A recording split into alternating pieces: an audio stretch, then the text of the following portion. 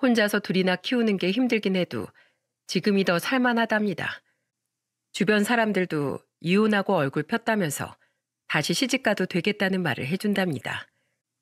하지만 제 인생에 두 번 결혼은 없을 것 같아요.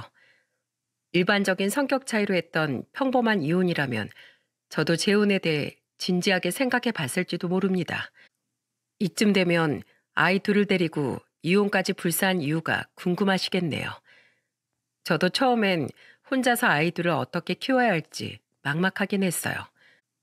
하지만 엄마가 행복해야 아이들도 행복하게 크는 게 아니겠습니까? 한때는 검은 머리 팥불이 될 때까지 사랑한다는 맹세까지 했던 남편과 이런 결말을 보게 될 줄은 몰랐네요. 특히 저는 남편과 결혼할 때 결혼식이 거의 축제 같은 분위기였거든요. 지금도 저랑 가장 친한 친구들 6명이 제 결혼식을 빛내줬었죠.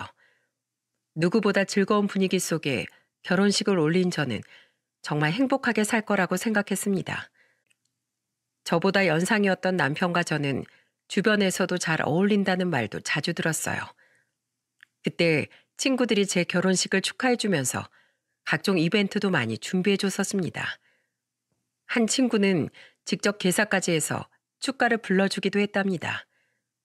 유독 글을 잘 쓰던 친구 혜미는 편지까지 써서 축사를 해줬었어요. 결혼식 때 축사를 듣고 저는 눈물도 펑펑 흘렸네요. 그때 친구가 읽어준 축사 내용 중에 절 울렸던 내용은 이런 내용이었습니다. 우리 6명 같은 교복을 입고 하하호호 웃던 시절이 엊그제 같은데 이제는 제각각 다른 옷을 입고 있네. 그래도 우리 마음은 늘 한결같을 거라고 생각해. 친구의 행복이 내 행복처럼 여겨지는 우리의 우정을 소중하게 지켜갔으면 좋겠다. 내 친구 조양이 이제는 친구 손이 아닌 남편과 손을 맞잡고 이 험한 세상 잘 살아가길 바랄게. 사랑한다 친구야. 친구의 축사를 듣고 저희끼리 눈물 콧물 얼마나 울었는지 모릅니다. 진심으로 서로의 행복을 빌어주는 좋은 친구들이죠. 제 결혼식이 끝나고 세월이 지나면서 하나 둘 시집을 가더군요. 그때마다 저희는 서로의 인생 2막을 축하해줬답니다. 저희끼리 워낙 돈독한 사이다 보니까 부부 동반으로 모임도 자주 갔었습니다. 저희 6명과 남편들의 아이들까지 정말 대인원이 모여서 즐거운 시간을 보냈답니다. 그때 저도 큰아들과 작은딸을 데리고 같이 펜션으로 놀러 갔어요. 아이를 키우고 있는 친구들은 서로 모여서 육아하면서 힘든 이야기를 늘어놨었고요. 이제 아이 낳고 유독 힘들어하던 친구가 힘들어하는 목소리로 한 소리를 하기 시작했죠. 나 요즘 이유식 시작해서 내 밥도 못 챙겨 먹어. 애 이유식 먹이고 주방 치우고 나면 또 이유식 할 시간이니까 내가 정말 돌아버리겠다. 한참 손 많이 가는 어린아기를 키우던 친구가 이런 하소연을 시작하면 이미 아이를 유치원쯤 키워놓은 친구가 한마디 거들면서 말했습니다. 야, 그거 금방이야. 나중에 눈 감고도 만들게 돼. 난 그때 직접 만들다가 그냥 사다 먹였잖아. 이러다가 내가 죽을까봐 못하겠더라고. 그리고 요즘은 이유식 전문 업체도 있어서 훨씬 편하고 그게 더 경제적이야. 너도 동네 한번 알아봐. 서로 육아 꿀팁을 나눠주면서 이야기가 끊이질 않았어요. 부부 동반 모임을 자주 하다 보니까 남편들끼리도 안면을 트고 서로 친해져 있던 상태였습니다. 아무래도 아내들끼리 친하게 지내다 보니 남편들도 금세 친해지더군요. 밤 11시쯤 되면 아이들도 모두 재우고 거실에 친구들과 남편들까지 둘러앉아서 술도 한 잔씩 했었답니다. 그렇게 모이면 서로 안부를 물으면서 이야기 꽃을 피웠어요. 그때 저는 한 친구를 보면서 지난번에 다녀온 해외여행이 어땠는지 물었습니다. 야, 경은아, 너 지난번에 남편이랑 해외여행 다녀왔다고 하지 않았어? 어땠어? 너무 좋았지. 우리 괌 다녀왔는데 패키지로 가니까 너무 편하더라고. 이제 나이 들어서 그런지 여행 한번 가는 것도 직접 준비하기 힘들더라. 그래서 그냥 여행사 패키지로 갔다 왔어. 정말? 야, 오랜만에 푹 쉬고 왔겠네. 둘이 신혼 분위기 나는 것 같은데? 우리 원래 매일매일 신혼 같았어. 뭐야, 둘이 진짜 닭살이다. 친구들과 웃고 떠들다 보면 고등학교 시절 생각도 나고 참 즐거웠습니다. 그렇게 친구들과 웃고 떠들다 보면 시간 가는 줄도 몰랐답니다. 제가 부러워하는 듯 말하자 한 친구가 목소리를 높이면서 저한테 말하더군요. 양이 넌 남편 잘 나가는데 뭐가 그렇게 부러워? 일만 하지 말고 한번 놀러 갔다 오면 되지. 부부가 맞벌이하면 충분히 가겠다, 야. 돈만 벌면 뭐해? 시간이 없는데. 우리는 애들이 둘이라서 벌 수 있을 때 벌어야 해. 아파트 대출금 갚느라 허리가 휜다 휘어. 중견기업 영업팀에서 일하고 있던 남편은 누구보다 회사 일에 열정적이었어요. 그래서 회사에서 인정도 받고 유능한 직원으로 좋은 평가도 받았지만 일하느라 늘 바빴습니다. 친구의 말에 남편은 괜히 신경 쓰였는지 한마디 조심스럽게 하더군요. 제가 더 열심히 해서 양이 좀 쉬게 해줘야 하는데 제가 많이 부족해서 그래요. 시간 되면 저랑은 못 가더라도 친구들끼리라도 시간 맞춰서 다녀와. 애들은 내가 봐줄게. 정말이야? 당신 혼자서 애 둘을 볼 수 있겠어? 그럼 똥도 예쁜 내 새끼들 당연히 잘 볼 수 있지. 당신은 아무 걱정 말고 친구들이랑 좀 쉬다가 와. 난 정말 괜찮아. 남편이 저한테 해주는 말을 듣고 친구들은 부러움에 소리를 질렀습니다. 남편은 친구들 사이에서도 다정한 남편으로 통했어요. 그래서 부부 동반 모임 때 모이면 친구들이 자기들 남편을 보면서 장난스럽게 한마디를 하기도 했었네요. 당신은 양이 남편 좀 보고 느끼는 거 없어? 또 뭘 느껴? 이것 봐, 이것 봐. 우리 남편은 연애 때 빈말로도 하늘에서 별 따다 준다는 말도 해본 적이 없어. 그냥 말이라도 당신도 친구들이랑 좋은 시간 보내고 와. 이런 말도 못해? 당신 어차피 놀러 갈 시간도 없잖아. 우리 애가 늘 당신만 찾는데 어떻게 놀러 가려고. 으이구, 누가 당장 비행기 타고 날아가겠대? 말이 그렇다는 거지, 말이. 나도 당신한테 애만 맡기고 못 가, 이 사람아. 한 친구 부부의 대화에 그 자리에 있던 모두가 빵 터지고 말았네요. 서로 장난스럽게 대화를 할 만큼 서로를 잘 알고 지냈답니다.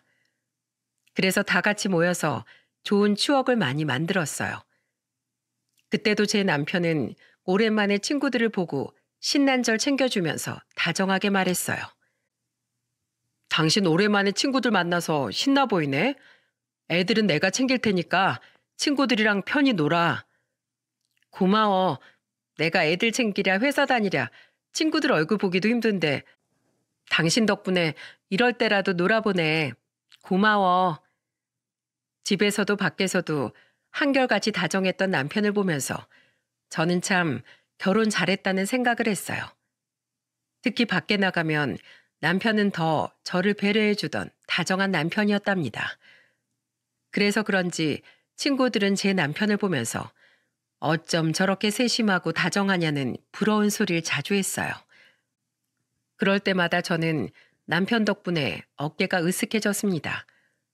그야말로 남편과 아빠의 역할을 제대로 해내던 남편이었어요. 하지만 이렇게 다정하고 세심한 성격인 남편이 돌변하는 순간이 있었습니다. 바로 일할 때 남편은 정말 다른 사람처럼 변했거든요. 한 번은 오랜만에 일찍 퇴근한 남편이 회사에서 걸려온 전화를 받았던 적이 있었는데 달라지는 목소리에 깜짝 놀라기도 했습니다. 거래처 담당자랑 미리 얘기된 수량이 있는데 갑자기 생산이 어렵다고 하면 어떡합니까? 이러면 회사 신뢰만 깎아먹는 짓인 거 몰라요? 내일 거래처 담당자 만나기 전까지 생산팀에서 책임지고 생산 계획 수립해 놔요. 남편은 회사 일이 생각처럼 안 풀리는지 언성까지 높이면서 화를 내다가 전화를 끊어버렸어요. 저는 처음 보는 남편의 모습에 크게 당황했었답니다. 그래서 잔뜩 화가 난 채 냉수를 들이키는 남편을 보면서 조심스럽게 물었죠. 당신 무슨 일 있어?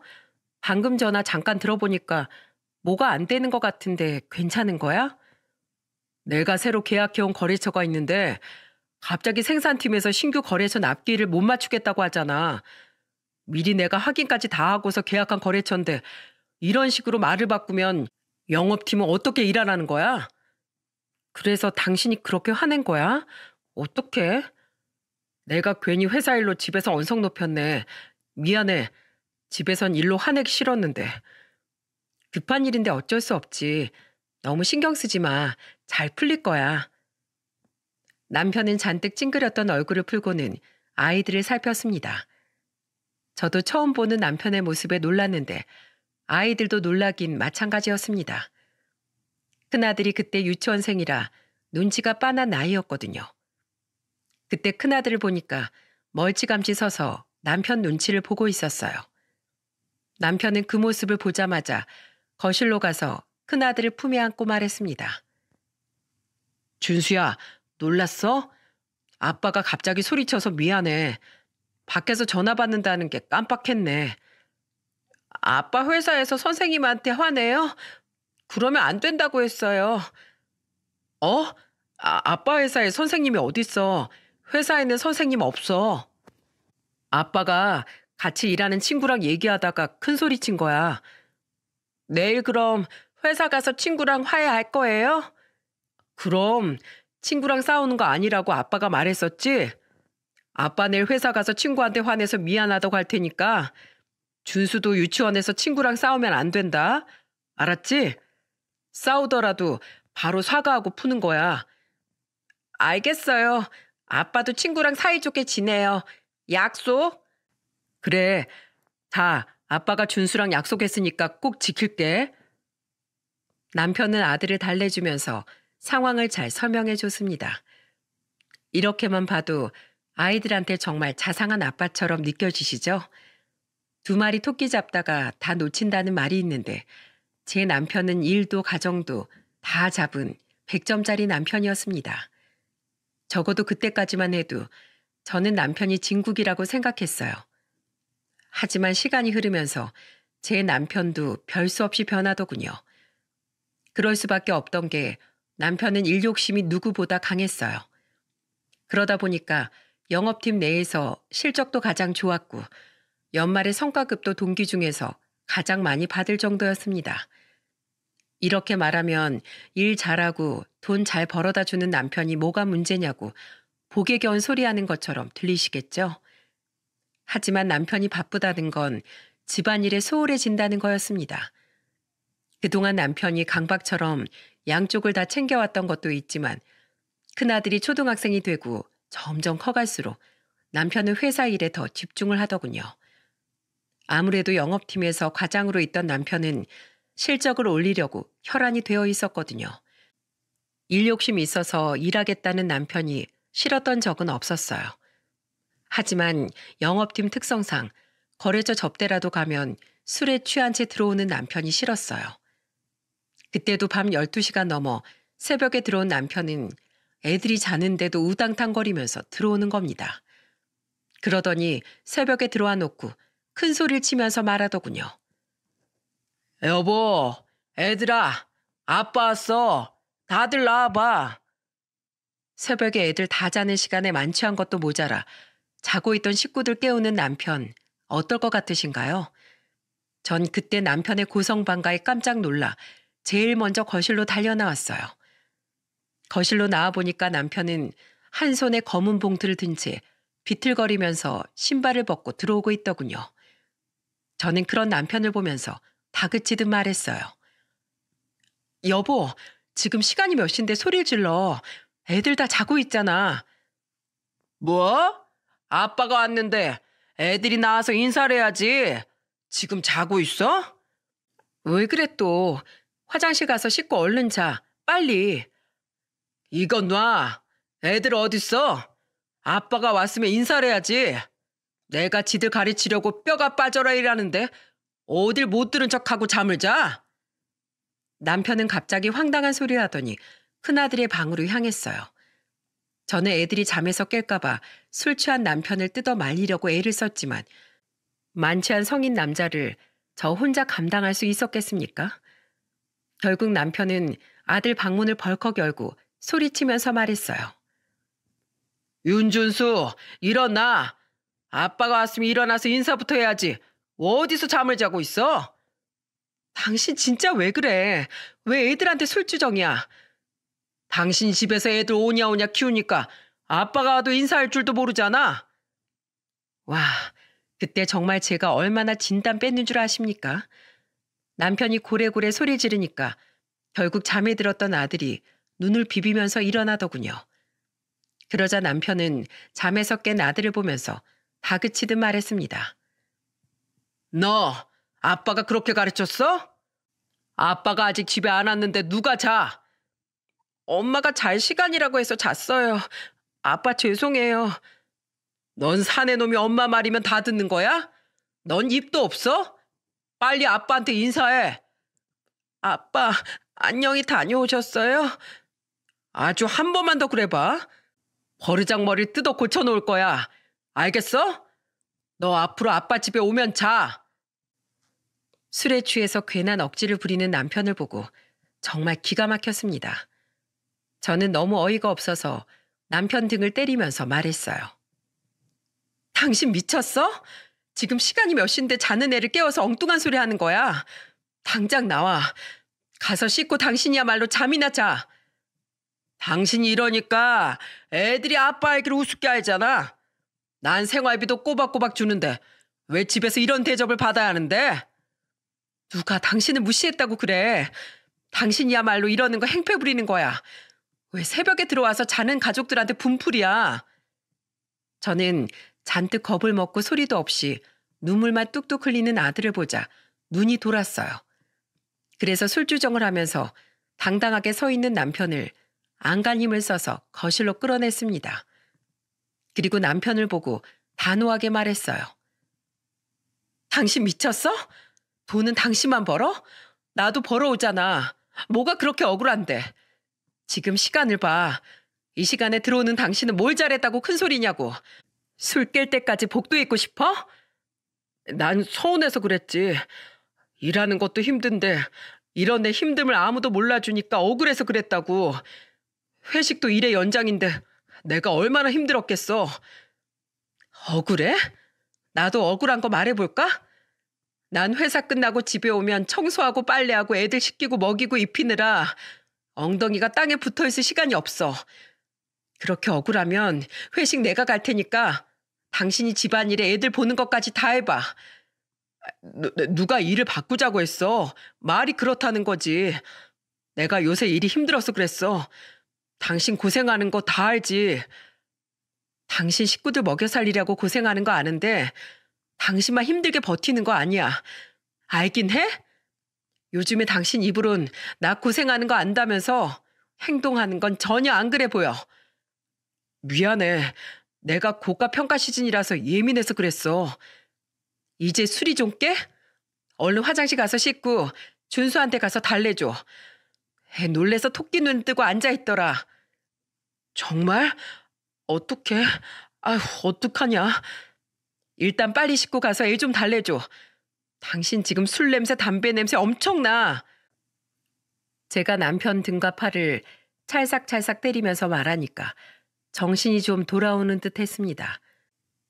정신이 조금 돌아온 남편은 거실 벽시계를 보고 놀란 듯 보였어요. 정말 남편 행동에 온 가족이 놀랐던 적이 한두 번이 아니었습니다. 그날도 화만 잔뜩 내다가 정신 차리고 아들을 달래주더군요. 그걸 보는데 남편이 왜 저렇게 변했을까 싶더라고요. 일 욕심이 있다는 건 알고 있었지만 남편은 점점 더 일에 집착적으로 변해갔습니다. 고가 평가를 매년 잘 받아놔야 승진에 유리하다며 잔뜩 예민해졌었어요. 남편 회사에서 고가 평가하는 시즌만 다가오면 저까지 덩달아 바짝 긴장하게 되더군요. 그렇다고 남편이 일을 못해낸 줄 아십니까? 회사에서 매년 꾸준히 연봉도 인상될 만큼 능력을 인정받던 남편이었어요. 그런데도 남편은 매일 불안해하면서 저한테 이런 말까지 했었어요. 밑에서 얼마나 치고 올라오는 줄 알아? 매년 신입사원들 쏟아지니까 위에서는 압박 주는데 정말 나도 미치겠다, 미치겠어. 물론 남편을 완전히 이해 못하는 것도 아니었어요. 하지만 사람이 정도라는 게 있는 거잖아요. 그때 한창 심할 때는 남편이 일로 통화를 하다가 집안에서 욕설을 내뱉었던 적도 있을 정도였거든요. 그러다 보니까 저도 답답한 마음에 남편을 보고 화를 내면서 말했답니다. 당신 회사에 신경 쓰는 만큼 식구들 신경 써본 적 있어? 예전에 안 그랬잖아. 요즘 대체 왜 그러는데? 애들이 집에서 잘 놀다가 당신 오는 소리만 들리면 방에 다 숨는 건 알아? 제발 회사 신경 쓰는 거 반만 집안에 쏟아봐. 집안 분위기가 달라지겠다. 정말 오죽하면 남편한테 제가 이런 소리를 했겠습니까? 어지간하면 저도 집에서 바가지 긁는 아내는 피하고 싶었어요. 그런데도 남편의 아나무인적인 태도에 저도 어쩔 수 없이 바가지 긁는 소리를 하게 되더군요. 하지만 남편은 좀처럼 달라질 기미가 보이지 않았고 오히려 큰아들이 11살, 작은 딸이 9살이 될 무렵까지도 남편은 집안에서 거의 독불장군이었습니다. 진짜 그때 남편 모습은 가족은 뒷전이나 다름없었어요. 그렇다고 저희가 금전적으로 부족한 것도 아니었습니다. 저도 회사 다니고 있었고 남편도 매달 꼬박꼬박 생활비로 월급을 전부 맡겼기에 부족한 건 없었어요. 남편이 회사에서 일하다 보니까 욕심이 생기면서 승진에 눈이 멀었던 거죠. 그런데 남편이 승진에 눈이 멀면서 점점 이상해져 가던 때가 있었습니다. 주말이라서 남편 정장 마이를 세탁소에 맡기려고 주머니를 확인하는데 글쎄 주머니에서 작은 립스틱이 잡히는 게 아니겠습니까? 그때 아무것도 모르고 거실에서 자고 있던 남편을 쫓아가서 누가 두어 번 쓴 듯한 립스틱을 던지면서 소리쳤어요. 당신 이거 뭐야? 이게 뭔데 주머니에 있어? 이게 뭔데 난리야? 주말에 나도 좀 쉬자. 당신 양복 주머니에서 나온 게 뭔지 확인이나 하고 말해. 벼랑간 화를 내는 저를 보던 남편은 제가 던진 걸 확인했습니다. 그때 제가 남편을 향해서 던진 게 립스틱이라는 걸 눈치챈 남편은 토끼 눈을 뜨면서 말하더군요. 이거 내가 술 마시다가 라이터인 줄 알고 챙겼나 봐. 나 이거 진짜 모르는 거야. 정말이야. 그걸 나더러 믿으라고? 거래처 사람들이랑 뭘 어떻게 마시길래 주머니에서 이런 게 나오는데? 거래처 사람들이랑 맥주집에 갈 수는 없잖아. 바에서 가볍게 한잔하다가 누가 놓고 간 걸 챙긴 것 같아. 진짜야. 당신 나 못 믿어? 믿을만 해야 믿지. 당신 요즘 행실만 보면 꼭 다른 사람 보는 것 같아. 결혼 초기에 식구들 챙기던 사람은 온데간데 없는데 당신은 어떻게 믿어? 나 월급도 한 푼 빠짐없이 당신 전부 주고 있는데 내가 다른 짓 할 게 뭐가 있어. 당신이 생각하는 그런 짓 하고 싶어도 돈이 없어서 못한다니까. 나 요즘 간당간당해서 보너스에 성과급까지 없어져서 진짜 몸이 부서져라 일하고 있어. 당신이랑 애들 넉넉하게 살게 해주고 싶어서 그래. 제발 나 좀 믿어줘. 남편은 제가 던진 립스틱을 보고 당황했는지 억울하다면서 해명하기 바빴습니다. 남편 말대로 보너스의 성과급까지 사라졌던 때라 남편이 누구보다 회사 일에 예민했어요. 그래도 월급은 한 푼도 빠짐없이 보내던 남편이니까 저는 남편을 믿었던 겁니다. 딴 짓을 하고 싶어도 돈이 있어야 하는 거 아닌가요? 정말 순진하게 저는 이렇게만 생각하고 그날의 일을 해프닝으로 넘겼죠. 그렇게 남편은 일에 몰두했었고 그 결과 남편은 누구보다 간절하게 원하던 부장 승진을 할 수 있게 됐습니다. 저도 남편이 원하는 걸 이루니까 같이 기뻐했어요. 한동안 남편은 여기저기 한턱 내면서 즐거움을 만끽했습니다. 그러던 어느 날 회사 사람들과 회식하던 남편이 대뜸 전화해서 저한테 황당한 말을 하더라고요. 여보, 나 부장 승진했다고 팀원들이 우리 집으로 뒤풀이 가자는데 지금 좀 갈게. 뭐? 지금 온다고? 미리 말을 해야지. 집에 아무것도 없는데 뭘 먹겠다는 거야. 에이, 괜찮아. 우리 이미 밖에서 많이 먹었으니까 그냥 마른 안주 몇 개만 꺼내놔. 그럼 나 지금 술 사서 회사 사람들이랑 같이 갈게.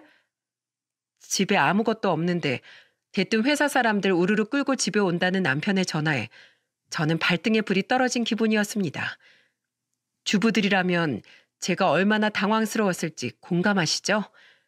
냉장고를 열어서 간단하게 오뎅탕을 끓이고 남편이 말한 마른 안주를 직접 사서 준비했어요. 그리고 곧 들어온 남편 손에 있던 술을 보고 저는 깜짝 놀랐습니다. 팀원들이랑 한 5명이 같이 왔었는데 딱 봐도 말단 직원으로 보이는 직원이 술을 박스째로 들고 있는 거예요. 깜짝 놀란 저를 보면서 남편은 제 속도 모르고 신이 나서 말하더군요. 여보, 나왔어. 술 넉넉히 사왔으니까 걱정하지 마. 우리 치킨 시켜서 알아서 먹을게. 재수 씨, 저희 와서 싫으신 거 아니죠? 축하해 주려고 온 거니까 너무 그러지 마세요. 술에 취해서 말하는 남편을 보는데 저는 화가 났지만 같은 팀원들까지 있어서 꾹 눌러 참았습니다. 승진해서 신난 남편을 이해하려고 했어요. 그렇게 저희 집에서 벼랑간 시작된 술판에 정말 정신이 없었네요. 그래도 남편 회사 사람들이니까 부족한 건 없는지 챙겨주려고 유심히 보게 됐습니다. 그런데 5명쯤 온 팀원 중에 말단 직원으로 보이는 한 남자 직원이 제대로 어울리지 못하고 술만 마시고 있는 겁니다. 저는 서로 나이 차가 있다 보니까 못 어울리는 줄 알았어요. 그러다 잠시 뒤 다른 직원들과 남편이 담배를 피고 오겠다면서 자리에서 일어나더니 말단 직원만 남겨두고 전부 나가더군요. 그 직원들이 나가니까 집안이 좀 조용해졌어요. 저는 조심스럽게 혼자 남은 직원한테 가서 물었습니다. 안주 부족하진 않아요? 뭘 좀 해줄까요? 아닙니다. 저는 괜찮습니다, 사모님. 사실 저 꼭 드릴 말씀이 있어서 온 거예요. 네? 저한테 무슨 할 말이 있으시길래 그렇게 비장해요? 저한테 할 말이 있다면서 표정까지 비장해진 직원을 보니까 저도 당황스러웠어요. 제가 의아한 표정으로 쳐다보자 그 남자 직원은 주머니에서 쪽지 하나를 꺼내더니 저한테 그 쪽지를 건네면서 말하더군요. 사모님, 제 얘기 잘 들으세요. 이 쪽지 확인해 보시고 이 전화번호 꼭 조사해 보세요. 저 지금 취한 것도 아니고 정신 멀쩡해요. 제가 사모님 인생 구제해 주는 걸 수도 있고요. 그러니까 제 말 꼭 명심하세요. 그게 무슨 말씀이에요? 갑자기 이렇게 말하면 제가 어떻게 믿어요? 지금 시간이 없어요. 이거 쪽지 꼭 간직하세요. 분명 저한테 감사하다고 꼭 그러실 겁니다. 그리고 꼭 부장님 뒷조사 해보세요. 꼭이요. 뜬금없이 알 수 없는 말을 내뱉는 남자 직원을 보고 저는 황당했습니다. 뭘 더 물어보고 싶었는데 그때 마침 담배를 피고 돌아온 남편과 다른 직원들 때문에 더 물어볼 수가 없었죠. 잠시 조용했던 집안이 다시 시끌벅적해졌어요. 저는 그때 술판이고 뭐고 신경 쓸 겨를도 없이 남자 직원이 준 쪽지가 계속해서 떠올랐습니다. 그래서 주방에서 몰래 쪽지를 확인했어요. 그 종이에는 번호가 2개 적혀 있었는데 남자 직원의 번호와 제가 조사해 봐야 될 번호가 적혀 있더군요. 그 번호가 제 머리를 떠나질 않았어요. 그렇게 저한테 큰 의문만 남긴 술자리가 끝나고 저는 밤잠까지 설치고 쪽지에 있던 번호만 떠올랐습니다. 제 폰에 저장된 번호도 아니었어요. 그래서 저는 다음 날 공중전화를 찾아서 그 번호로 전화를 걸어보기로 결심했습니다. 제 번호는 노출하고 싶지 않아 길가에 있던 공중전화를 찾아갔죠. 떨리는 손으로 번호를 누르자 신호음이 가더군요. 그리고 곧 전화를 받은 낯선 목소리에 저는 심장이 툭 내려앉는 기분이었습니다. 여보세요? 누구시죠? 그 번호의 주인은 낯선 여자였어요. 심지어 목소리만 들어도 젊은 여자 목소리 같았습니다. 그때 저는 혹시 그 남자 직원이 저한테 남편이 외도하고 있다는 걸 알리려고 했다는 걸 직감했습니다. 너무 당황한 저는 뭐라 말도 못하고 바로 전화를 끊어버렸습니다. 그리고 그때부터 남편 뒤를 파기 시작했어요. 가만 생각해 보니까 그때 남편 옷에서 나온 립스틱도 의심스럽더군요. 그때는 남편이 외도를 할 거라고 상상도 못했습니다. 그 전날 과음한 남편은 아침까지 술이 안 깬 것 같다면서 마침 집에 차도 두고 갔던 날이었어요. 그래서 남편 차에 있던 블랙박스를 돌려보기 시작했습니다. 그런데 그 블랙박스에 뭐가 찍혀 있는 줄 아십니까? 저는 그 작은 블랙박스에 막장 드라마의 한 장면처럼 찍힌 영상들을 보고 경악했어요. 남편이 딱 봐도 어려 보이는 아가씨랑 팔짱을 끼고 연인처럼 다정하게 차로 걸어오는 모습이 찍혀 있던 겁니다. 심지어 차에 타고 나서 둘이 나눈 대화는 정말 충격적이었어요. 오빠, 오늘 집에 갈 거야? 오늘은 가야지. 와이프가 요즘 늦게 온다고 난리치니까 당분간은 눈치 좀 봐야 할 것 같아. 다음 주에 애들 데리고 친정 간다니까 그때 은미 집으로 갈게. 진짜? 그럼 우리 그때 맛있는 거 해 먹자. 오빠 와이프는 요리도 못한다면서 내가 실력 발휘 좀 해볼게. 얼굴도 예쁘고 요리도 잘하고 대체 못하는 게 뭐야? 내가 널 먼저 만났으면 너랑 결혼했을 거야. 애들 때문에 살고 있지. 애들만 없었어도 당장 이혼했을 거야. 둘이서 아주 다정하게 저를 욕하고 있던 겁니다. 그동안 제가 알던 남편이 아닌 것 같았어요. 블랙박스를 한참 보니까 그 여자는 바에서 일하는 것 같았습니다. 둘이 자주 드나드는 바가 딱 보였거든요.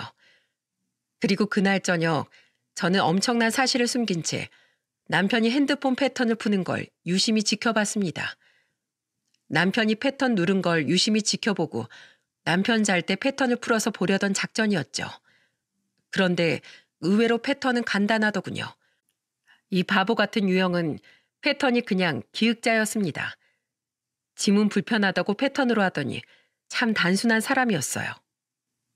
그날 남편이 잠들기만을 기다렸고 잠든 걸 확인한 저는 남편 휴대폰 잠금을 풀고 메시지를 확인하기 시작했습니다. 그런데 정말 그 안에는 상상 초월하는 문자들이 있더군요. 김은미라고 저장된 여자와 낯뜨거운 문자들을 주고받고 있던 겁니다. 손이 덜덜 떨릴 만큼 충격적이었지만 저는 우선 그 문자 내용들을 전부 캡처해서 제 핸드폰으로 보냈어요. 낮에 미리 블랙박스 영상도 전부 컴퓨터에 옮겨둔 상태였거든요. 아무것도 모르는 남편을 보면서 저는 몰래 복수를 계획했어요. 저는 우선 저한테 쪽지를 준 남자 직원한테 연락을 해서 약속을 잡고 만났습니다. 그리고 저는 진지한 목소리로 그 직원한테 물었어요. 이걸 왜 저한테 알려준 거예요? 이러는 이유가 있을 거 아니에요. 저 그동안 부장님한테 쌓인 거 많은 사람이에요. 누가 봐도 파렴치한 부장님한테 지금 복수하는 겁니다. 아주 악질 중에 악질이에요. 부장님 때문에 퇴사한 사람이 얼마나 많은 줄 아세요? 뭐라고요? 부장님 승진하려고 물불 안 가리던 사람이에요. 워낙 실적 좋은 직원이라 회사에서도 힘이 세요. 그래서 부하 직원들이 영업 실적이 저조하거나 말을 안 듣거나 문제를 일으키면 가만두고 보지도 않았어요. 화를 내면서 발로 정강이를 차고 폭언까지 마구 일삼던 사람이에요. 심지어 주말에 집에서 쉬고 있는 사람 불러내서 대리운전 시킨 적도 있어요. 그뿐인 줄 아세요? 저 부장님 술값으로 138만 원 냈던 적도 있어요. 근데 제가 결제한 술집이 부장님 상간녀가 사장으로 있던 술집이었어요. 거기 직원이 아니고 사장이라고요? 젊은 여자 같았는데 뭘 잘못 알고 있는 거 아니에요? 놀라지 마세요. 그 술집 부장님이 그 여자한테 차려준 거예요. 제가 술 취한 부장님 데리러 갔다가 정확히 들었어요. 그동안 집에는 월급 400만 딱 주고 나머지 상여금 성과급 전부 그 여자한테 썼다니까요. 남편이 월급을 빼돌리고 있었다는 말에 저는 어안이 벙벙했어요. 알고 보니까 남편은 그동안 월급이 600에서 700만 원 정도 됐는데 저한테는 400만 원만 보냈던 겁니다. 심지어 상여금의 성과금이 경영 악화로 안 준다고 하더니 그 돈은 전부 빼돌리고 있었던 거예요. 이걸 옆에서 그냥 두고 보다가 이제 악에 받쳐서 저한테 알려준 직원한테도 황당해서 소리쳤습니다. 그렇게 억울했으면 회사에 신고하면 됐잖아요. 왜 저한테 이러는 건데요? 부장님이 맨날 저한테 했던 말이 자기 말만 잘 들으면 승진시켜 준다는 말이었어요. 나만 따라오면 앞이 창창하다고 하더니 자기 밥그릇만 챙기는데 제가 가만히 있게 생겼어요? 일단 알겠어요. 나머진 내가 알아서 할 테니까 기다려요. 저는 그렇게 그 직원과 짧은 대화를 끝내고 곧장 뒷조사를 시작했습니다. 그때 변호사 사무실에서 직원으로 일하고 있던 친구한테 울면서 전화했어요. 미경아, 너 지금 뭐해? 나 일하지. 너 뭐야? 지금 울어? 나 어떡해? 남편이 있잖아. 친구는 제 말에 놀라서 캐물었고 저는 그동안 보고 들은 걸 전부 다 털어놨습니다. 그러자 친구는 화를 내면서 소리쳤어요. 뭐? 지금 그게 진짜야? 야, 조양이, 너 정신 차려. 이제부터 증거 싸움이야. 내가 흥신소라도 알아볼 테니까 넌 네가 모은 증거 잘 챙겨놔. 단호한 친구의 말에 저는 눈물을 닦고 다시 한번 마음을 다잡았습니다. 그때 친구와 같이 남편 뒤를 털어보니까 정말 가관이더군요. 그동안 비자금까지 만들어서 상간녀 오피스텔에다가 밥까지 전부 직접 다 얻어준 겁니다. 이게 지금 믿어지십니까? 저는 남편이 그동안 일에 미쳐있는 줄 알았는데 그냥 여자한테 미쳐있던 거였어요.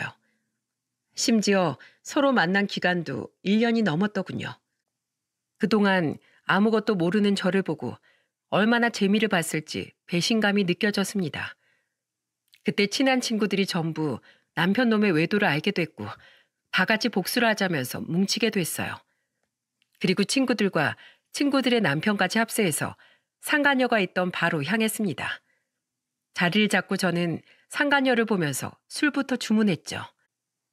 여기 로얄 살루트 3병만 주세요. 어머, 오늘 좋은 일 있으신가 봐요. 고급 술을 드시네요. 네, 아주 기쁜 날이니까 빨리 깔아주세요. 아무것도 모르고 비싼 술을 주문하니까 헬렐레한 표정으로 상간녀가 얼마나 좋아했는지 모릅니다. 사실 저는 술을 잘 마시는 편이 아니었어요. 그래서 친구들과 갔던 것도 있었죠.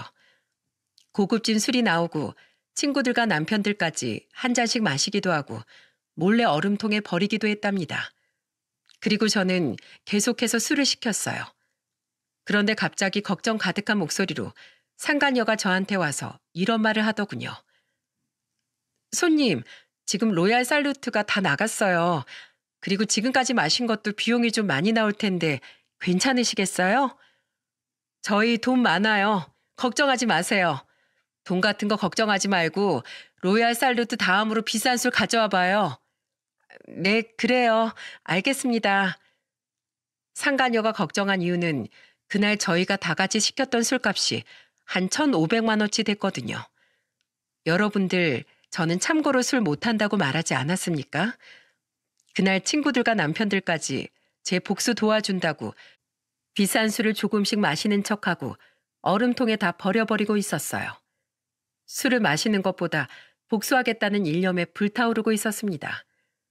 일부러 술값 많이 나오라고 안간힘을 쓰면서 술을 없애고 있었죠. 그리고 슬슬 술을 먹어 치울 만큼 먹었을 때쯤 저는 남편한테 전화를 걸어 말했습니다. 여보, 난데 나 오늘 모임 있다고 했잖아. 나 여기 주소 보낼 테니까 여기 와서 술값 좀 결제해줘. 나 카드 하나도 안 가지고 왔네. 뭐? 아이, 정신을 어디 두고 다니는 거야? 지금 어딘데? 문자 보냈으니까 확인해봐. 그때 문자를 확인한 남편은 놀란 목소리로 말했어요. 당신, 거기 어떻게 간 거야? 거기 금액도 비싼데 왜 거길 갔어? 왜? 내가 뭐 못 올 곳이라도 왔어? 부장 사모가 이 정도도 못 마셔? 됐고, 와서 술값이나 결제해. 저는 단호한 목소리로 말하고 전화를 끊어버렸습니다.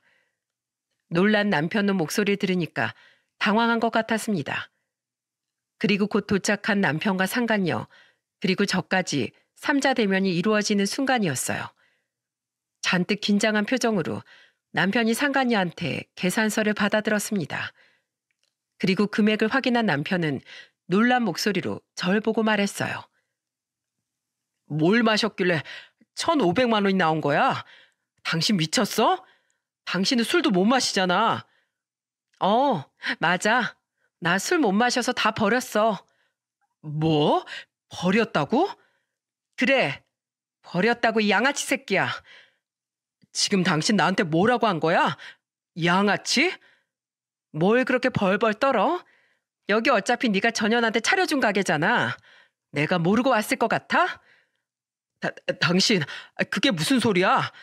그걸 어떻게 알았어? 제 말에 놀란 남편은 들고 있던 계산서를 바닥에 떨어뜨렸어요. 그걸 보니까 참 한심하더군요.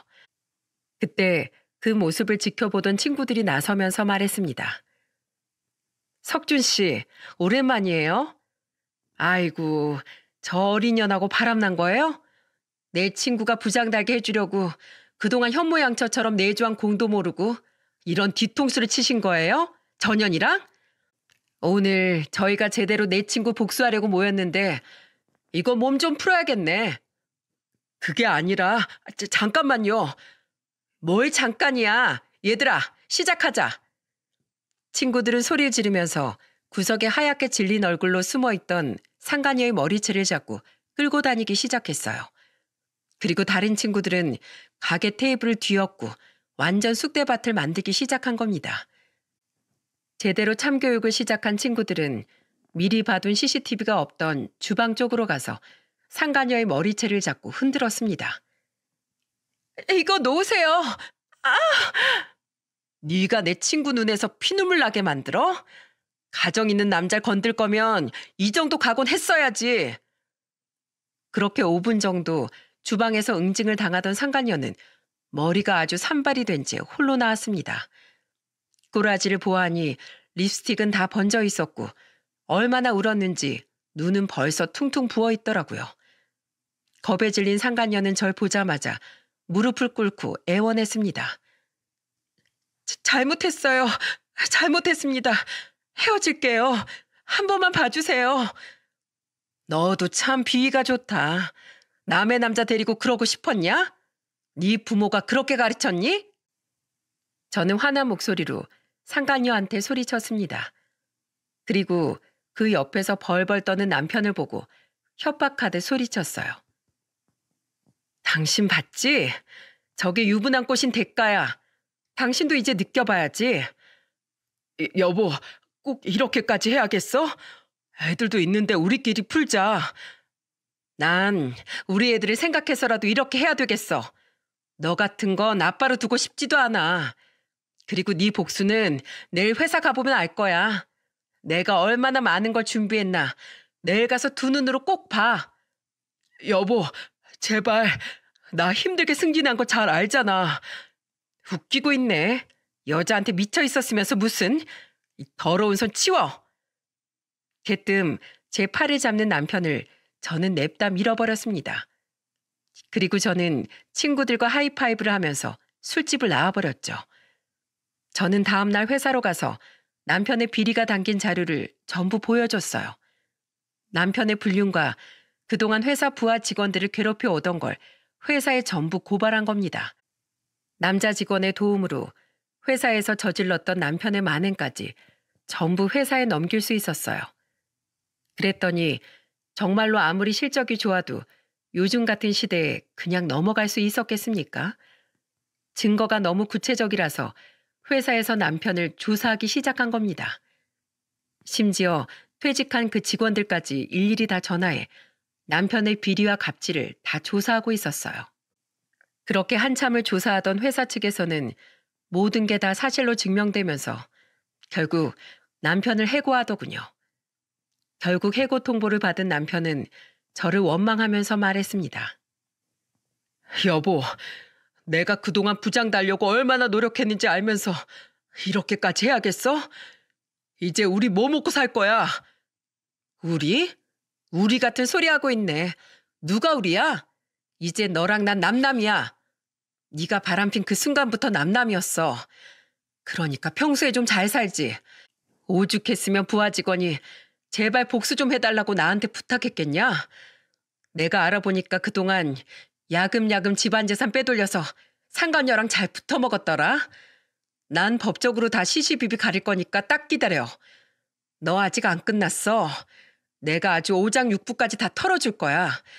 넌 조강지쳐 버린 대가가 얼마나 큰지 한번 제대로 당해봐. 그래, 이참에 갈라서 진짜 지긋지긋하다. 남편 놈은 믿는 구석이라도 있는지 되려 저한테 화를 내더라고요. 결국 남편은 직원들한테 손가락질까지 받으면서 회사를 떠나야 될 처지였습니다.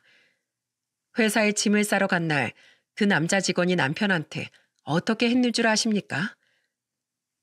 야, 윤석준, 이거나 받아라!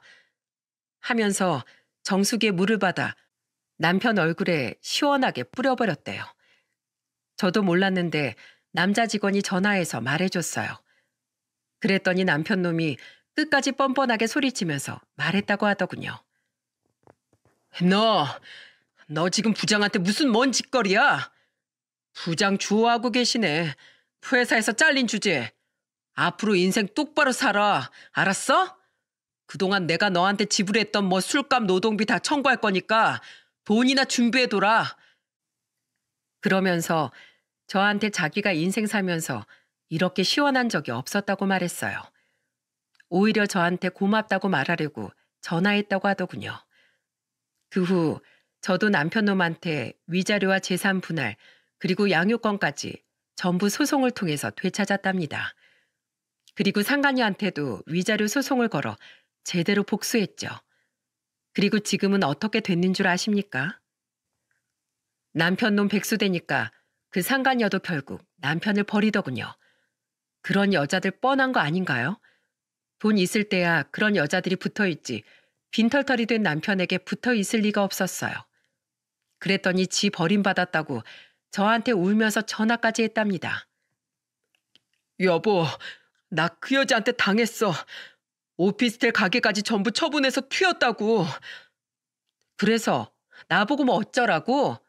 그 여자랑 살림을 차리려고 이혼하겠다면서? 나 지긋지긋하다며? 나 정말 공사당한 거야.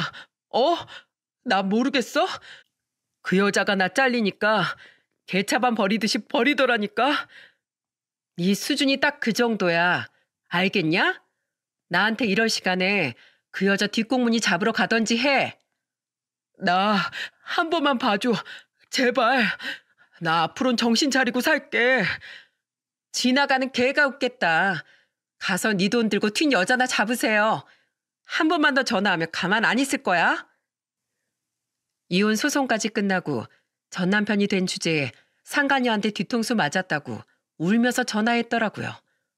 여러분, 웃기지 않습니까? 결국 백수신세가 된 남편은 술 퍼마시면서 폐인처럼 지낸다고 하더군요. 지금 이혼이 확정되고 2달밖에 안 지나서 그런지 속이 다 시원하네요. 앞으로 인생 어떻게 살지 모르겠지만 애들을 생각해서라도 제발 인간답게 살길 바랄 뿐이에요. 남편하고 지낸 10년 넘는 결혼 생활 동안 희로애락이 있었지만 이런 허망한 결말일진 몰랐습니다. 하지만 똥인지 된장인지 찍어 먹어봐야 하는 멍청한 놈이랑 사느니 지금이 훨씬 좋습니다. 저는 한 가정의 아내로 최선을 다했기 때문에 후회도 미련도 없답니다. 지금 회사를 다니면서 아이들과 이사도 하고 평범하게 지내고 있어요. 그런 제가 이런 사연을 왜 썼을까 궁금하시죠? 제발 한번 결혼했으면 다른 이성 보기를 돌같이 하길 바라는 마음에 보냈어요. 조강지쳐 버린 대가가 이 정도인데 정말 바람피고 싶으십니까? 익숙함에 속아서 소중함을 잊는다면 결국 모든 걸 잃게 된다는 걸 꼭 기억하시길 바랍니다. 지금 아이들은 전 남편 없이도 아주 잘 크고 있어요. 하지만 나이가 들면 이 사실을 알려야 하잖아요. 상처받을 아이들 생각하면 저도 가슴이 미어집니다. 그러니까 부모라면 가정을 최우선으로 생각하고 살길 바라겠습니다. 험한 세상에 가족만큼 든든한 울타리가 없는 것 같아요. 그러니까 모두 옆에 있는 가족들과 행복하게 잘 지내시길 바랄게요.